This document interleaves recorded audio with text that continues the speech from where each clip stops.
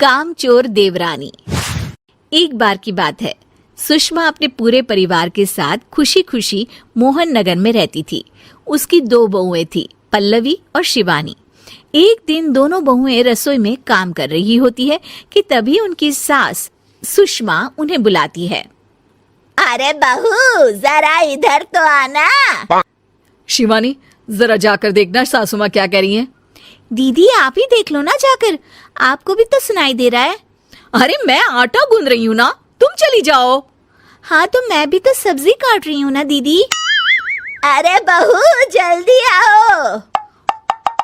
वो ये तो जाएगी नहीं, मैं ही जाकर देखती हूँ कि क्या करना है। पल्लवी सुषमा के कमरे में जाती है। जी मम्मी जी, क्या हुआ? शाम को घर पर कुछ मेहमान आने वाले हैं, तो तुम अच्छा सा खाना बना लेना बहू। ठीक है मम्मी जी, आप बता दीजिए क्या क्या बनाना है और कितने लोग आ रहे हैं। सुनील की मौसी जी और उनका पूरा परिवार आ रहा है। कुल मिलाकर 3 लोग और हमें मिलाकर हुए 9 लोग। तो अभी से ही तैयारी करना शुरू कर दो। और हाँ, घर की सफाई भी कर देना, हाँ अच्छे से। जी मम्मी जी, सब काम हो जाएगा, आप चिंता मत कीजिए।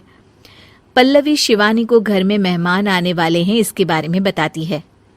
क्या 9 लोगों का खाना बनाना होगा, घर की सफाई करनी है?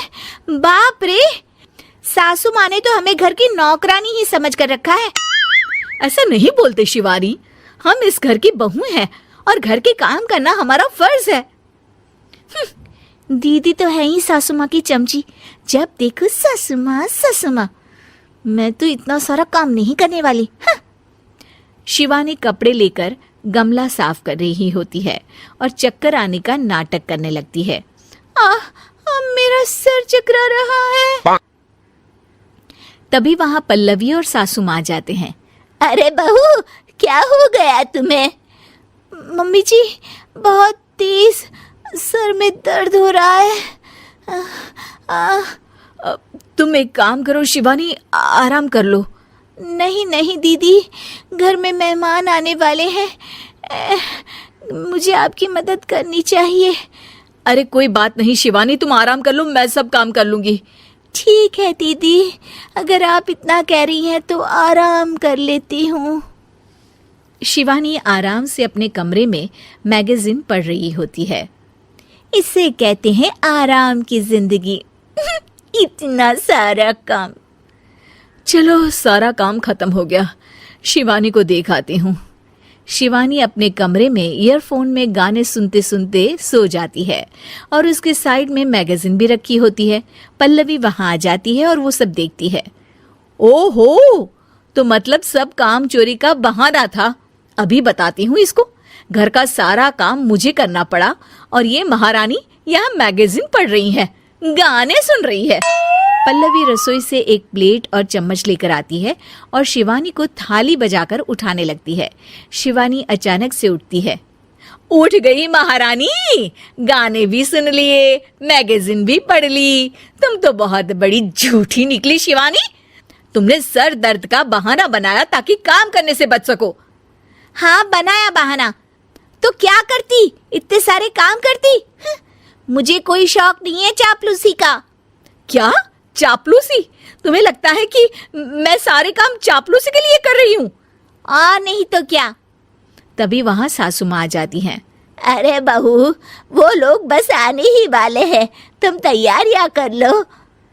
जी सासू माँ, तुझे तो मैं बाद में देखती हूँ। सब खाना खाने बैठते हैं और खाना शुरू करते हैं। तभी सुनील की मौसी बोलती है। वाह भाई वाह, खाना तो बहुत ही अच्छा बना है सुषमा जी, एक एक चीज में क्या स्वाद है। ये सुनकर शिवानी मुंह बना लेती है। उसे अपनी जेठानी की इतनी तारीफ रास नहीं आती। आपकी बहुएं तो बहुत ही अच्छा खाना बनाती हैं। हाँ, बनाती तो दोनों ही अच्छा है, पर आज ना ये सारा खाना बड़ी बहू ने बनाया है। छोटी बहू की तबीयत ठीक नहीं थी, सो इसलिए। मानना पड़ेगा सुषमा जी, आपकी बड़ी बहू तो बहुत ही गुणवान है। पल्लवी की तारीफ सुनकर शिवानी को जलन होती है। पल्लवी ये सुनकर खुश हो जाती है और शिवानी की तरफ देखकर उसे चिढ़ाती है। कुछ देर बाद मेहमानों के जाने का वक्त हो जाता है। मौसी जी सबके लिए उपहार लाई होती है। वो सबको शगुन के पैसे देती हैं और अंत में पल्लवी के पास आती है। तुम्हारे लिए शगुन का लिफाफा तो है ही, पर बहू तुम्हें एक और उपहार भी मिलेगा इतना अच्छा खाना बनाने के लिए। मौसी अपने सोने के कंगन निकालकर पल्लवी को पहना देती है। ये लो, ये मेरे मनपसंद कंगन है, अब से ये तुम्हारे हुए। धन्यवाद मौसी जी। ये देखकर शिवानी तो पूरी तरह से जल जाती है और गुस्से से रसोई में चली जाती है। तभी वहां पल्लवी आ जाती है और उसे अपने कंगन दिखाने लगती है। देवरानी जी, अब आपका सर दर्द ठीक तो है ना? मुझे लगता है कि अब सर दर्द शुरू हो गया होगा आपका। काला साया। यूं तो बनारस घाट अपनी खूबसूरती के लिए बहुत प्रचलित है, पर घाट के किनारे कई राज लिए बैठे हैं। ये कहानी शुरू होती है बनारस के घाट के पास बने ममता निवास से, जहाँ प्रिया लाल जोड़े में ममता के घर उसकी बहू बनकर आती है। आओ आओ बहू, घर को अपने पैरों से पवित्र करो। ममता घर की दहलीज पार कर ही रही होती है कि अचानक एक बहुत गंदी सी बास पूरे घर में फैल जाती है।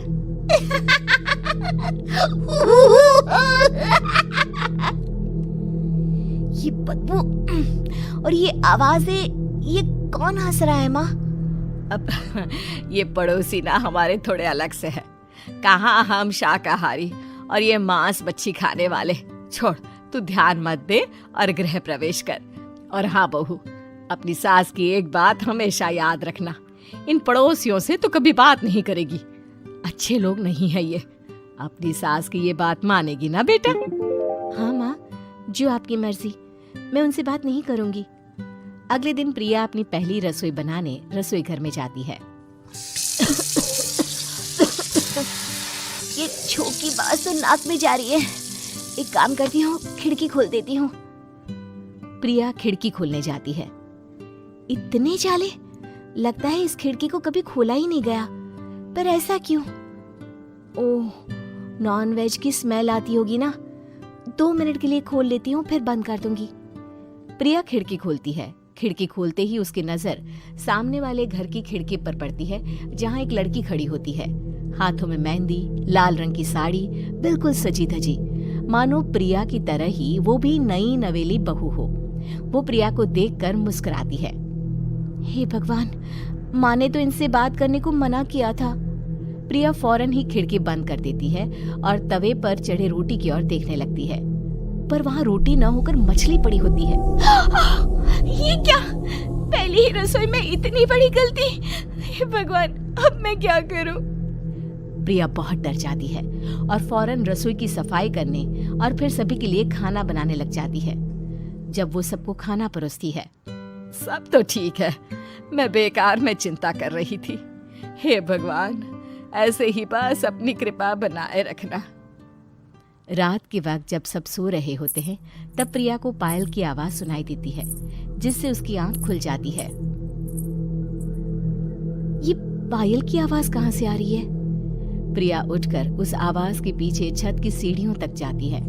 तभी उसे बच्चे के रोने की आवाज आती है। प्रिया छत पर जाती है तो क्या देखती है?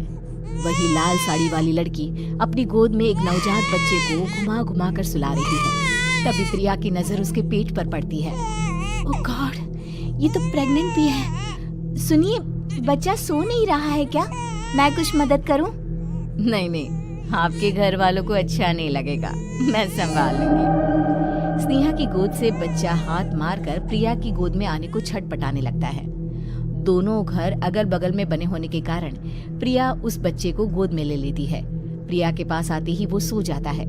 बच्चे का वो स्पर्श रात भर प्रिया भूल नहीं पाती और अगली सुबह वो छत पर कपड़े सुखा रही होती है। तभी उसे एक औरत इशारा करके बुलाती है। स्नेहा कह रही थी बाबू तुम्हारी गोद में आते ही सो गया। मैं गौरी, स्नेहा की माँ हूँ। बहू, घर आना, बाबू को खिला भी लेना। शाम को जब घर पर कोई नहीं रहता, बच्चे से मिलने के लिए प्रिया छिपकर अपनी पड़ोसन के घर चली जाती है और कुछ देर बच्चे को खिलाकर वापस लौट आती है। इसके कुछ दिन बाद ही प्रिया को पता चलता है कि वो माँ बनने वाली है। ममता की खुशी का ठिकाना नहीं रहता।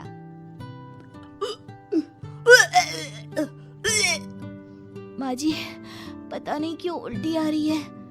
प्रिया भागती हुई वॉशरूम में जाती है तो हरे और लाल रंग की उल्टी करती है। उस उल्टी में से कीड़े निकलते हैं।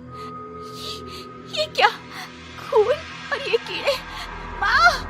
माँ! प्रिया की आवाज सुनकर ममता दौड़ कर आती है, पर बेसिन में कुछ नहीं होता। प्रिया हक्की बक्की रह जाती है। ये सब क्या हो रहा है? प्रिया घबरा जाती है और अपने कमरे में जाकर सो जाती है। डर के कारण वो इतनी थक जाती है कि उसकी आंख लग जाती है। तब उसे ऐसा लगता है उसके पेट पर मानो कोई बैठा हुआ हो। कौन हो? प्रिया के पेट पर एक 5 महीने की बच्ची बैठी हुई थी जो बुरी तरह जली हुई थी। माँ, तुम ही मुझे लाई ना अपने पेट में? मैं तुम्हारी माँ नहीं हूँ। कौन हो तुम? माँ, देखो मैं जल गई बुरी तरह से। 6 महीने पेट में रहने को भी मुझे नहीं मिला। सहला दो ना माँ। बचाओ! बचाओ! माँ! ममता दौड़कर कमरे में आती है। प्रिया की बातें सुनकर वो सब समझ जाती है। तू कहीं बगल वाले घर में तो नहीं जाकर आई ना बहू? मुझे माफ कर दो, मैं गई थी माँ। उस घर में सब मरे हुए हैं बहू। कई साल पहले स्नेहा उस घर में बहू बनकर आई थी। कुछ ही दिन में वो एक बच्चे को जन्म देने वाली थी। पूरा घर बच्चे के आने की खुशी में खोया था कि एक दिन अचानक उस घर में आग लग गई। सब बुरी तरह जलकर मर गए। गौरी आज भी दादी बनने का इंतजार कर रही है और इसीलिए स्नेहा ने अपना अजन्मा बच्चा तुम्हारी कोख में डाल दिया। ममता ये कह रही होती है कि पीछे से उसके पैरों को एक बच्चा पकड़ लेता है।